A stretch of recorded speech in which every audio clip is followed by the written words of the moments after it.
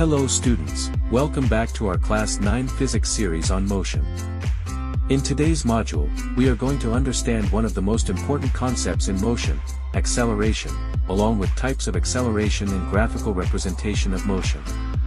By the end of this lesson, you will clearly understand how velocity changes with time and how motion can be represented using graphs. So let's begin. Acceleration is defined as the rate of change of velocity with time. In simple words, acceleration tells us how quickly the velocity of an object changes. Velocity can change in three ways: change in speed, change in direction, change in both speed and direction. The mathematical formula of acceleration is, acceleration equals change in velocity divided by time. Or, A equals V minus U by T, where V equals final velocity, U equals initial velocity, T equals time taken. Acceleration can be, A, positive acceleration when velocity increases, B, negative acceleration or retardation when velocity decreases, C, zero acceleration when velocity remains constant. Since acceleration has both magnitude and direction, it is a vector quantity. For example, when a runner changes from jogging to sprinting, the speed increases. This change in velocity produces acceleration. Similarly, when a car slows down while taking a turn, the velocity changes because the direction changes, which also produces acceleration. Acceleration can be classified into two types: uniform acceleration, non-uniform acceleration. When the velocity of a body changes by equal amounts in equal intervals of time, the acceleration is called uniform acceleration.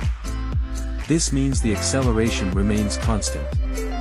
For example, a freely falling object under gravity experiences uniform acceleration. When the velocity of a body changes by unequal amounts in equal intervals of time, the acceleration is called non-uniform acceleration. In real life, most moving objects experience non-uniform acceleration. For example, a rugby player running and jumping, a car moving in traffic. In most everyday situations, motion is non-uniform. Acceleration can also be positive or negative. Positive acceleration happens when acceleration acts in the same direction as velocity. That means the object is speeding up. For example, imagine a car standing at a traffic signal. When the signal turns green and the driver presses the accelerator, the car starts moving faster and faster. Here, velocity is increasing. Acceleration is in the same direction. Therefore, this situation is called positive acceleration. Negative acceleration happens when acceleration acts in the opposite direction of velocity. This means the object is slowing down. For example, when a driver applies brakes, the car starts slowing down until it stops. Another example is when a vehicle takes a U-turn. The direction of velocity changes, which also involves acceleration. Because the acceleration opposes the motion, it is called negative acceleration or deceleration. Now that we have understood acceleration and its types, let's solve some numerical problems so that the concept becomes absolutely clear. A car starts from rest and picks up a velocity of 54 km per hour in 10 seconds that we need to calculate the acceleration of the car. Step 1, write the given values. Initial velocity, u, equals 0 km per hour. Why 0? Because the car starts from rest. Final velocity, v, equals 54 km per hour. Time, t, equals 10 seconds. Step 2, convert kilometer per hour to meter per second. To convert kilometer per hour to meter per second we multiply it by May 18th. So, final velocity, v, equals 15 meter per second. Step 3, apply the acceleration formula. A equals, v minus u, by t, substitute the values, acceleration equals 1.5 meter per second squared. This is positive acceleration because the velocity is increasing. Now let's solve another example. A scooterist is moving with 27 km per hour and applies brakes. The scooter comes to rest in 1.5 seconds. We need to calculate the acceleration of the scooterist. Step 1. Write the given values. Final velocity, v, equals 0 km per hour. Why 0? Because the scooter comes to rest. Initial velocity, v, equals 27 km per hour. Time, t, equals 1.5 seconds. Step 2. Convert velocity to meter per second. Initial velocity equals 7.5 meter per second. Step 3. Apply the acceleration formula. A equals v minus u by t. Substitute the values. Acceleration equals minus 5 meter per second squared. The negative sign tells us that this is negative acceleration or deceleration, because the scooter is slowing down. Sometimes it is easier to understand motion using graphs. A graph is a pictorial representation of data or observations. There are two important graphs used to study motion: position time graph, velocity time graph. These graphs help us understand speed, velocity, and acceleration visually. A position time graph shows how the position or distance of an object changes with time. In this graph, time is taken on the x-axis. Position or distance is taken on the y-axis. One important feature of this graph is the slope. The slope of the position time graph represents the speed of the object. Now let's understand different cases. Case 1, body at rest. If a body is not moving, its position does not change with time.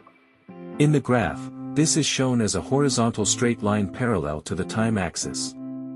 Case 2, uniform speed. If a body moves with constant speed, the position increases uniformly with time. In this case, the graph is an inclined straight line.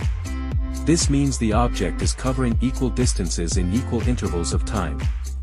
Case 3, non-uniform speed. If a body moves with non-uniform speed, the position does not increase uniformly. In the graph, this appears as a curved line. This indicates that the speed is continuously changing. Velocity time graphs help us understand how the velocity of an object changes with time. In a velocity time graph, the y-axis represents velocity, v. The x-axis represents time, t. So this graph shows how velocity changes as time passes. The slope of a velocity time graph gives the acceleration of the body. The area under the velocity time graph gives the displacement of the body. This means if we calculate the area between the graph and the time axis, we can find how far the object has traveled. Now let's understand the different shapes of graphs and what they represent. If the object is moving with constant velocity or constant speed, the graph will be a horizontal straight line parallel to the time axis. Why? Because the velocity is not changing with time. Since velocity is constant, acceleration becomes zero. When the speed of an object changes uniformly, the velocity time graph becomes a straight inclined line. This means velocity is increasing or decreasing at a constant rate. This is also called uniform acceleration. When the speed changes irregularly, the graph becomes curved instead of straight. This means the velocity is changing at different rates at different times. This is also called non-uniform acceleration. Now it's practice time. In this question, we are given a velocity time graph, and we need to describe the motion of the object during different time intervals. Remember, velocity is on the y-axis. Time is on the x-axis. Slope of the graph tells us acceleration. Now let's start with interval A. Here the line is horizontal and above the zero velocity line.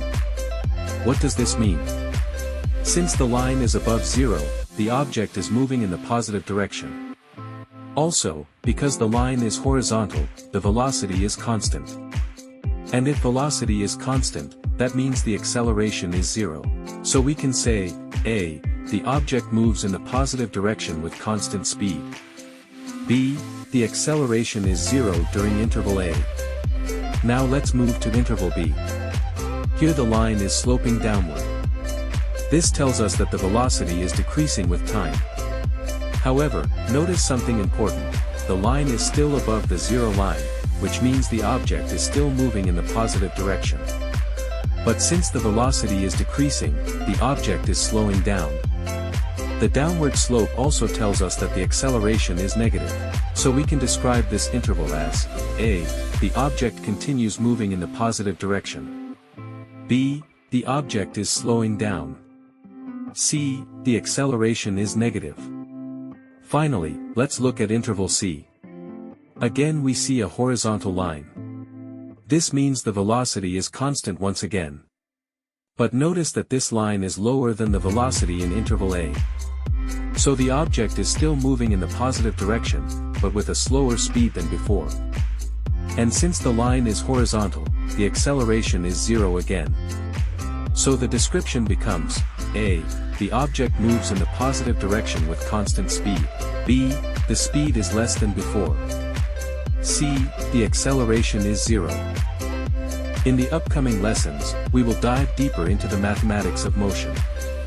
You will learn the derivation of the three important equations of motion step by step: uniform circular motion and angular velocity. If you found this tutorial helpful, don't forget to like the video, subscribe to the channel, and turn on the notification bell so you never miss the next module.